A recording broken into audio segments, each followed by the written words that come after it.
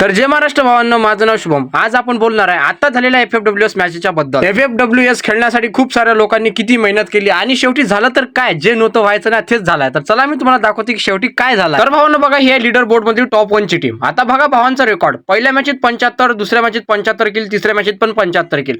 तर काय म्हणा मग अशा टीमला. आता तुम्हीच सांगा की ही गेम प्ले फेअर आहे की अनफेअर आहे. बरं जाऊ द्या, पहिल्या टीमचा रेकॉर्ड सोडा. आता दुसरी टीम, पहिल्या मॅचेत 78 किल, दुसऱ्या मॅचेत 73 किल, म्हणजे एका लॉबीला ते 2-2, 3-3 वेळा पिलू राहिले मॅच मध्ये. तुम्ही अंदाजा लावा म्हणजे कोणत्या पद्धतीचे गेम प्ले चालू आहे इथं. तर ह्या जेवढ्या काही मॅचेस चालू आहे ना, ह्या मॅचेचा मला फक्त रेकॉर्डिंग दाखवा. मी तर गेरेनाला एकच म्हणेल की ह्या ज्या मॅच यांनी खेळल्या ना, ह्या मॅचेचं फक्त रेकॉर्डिंग टाका तुम्ही.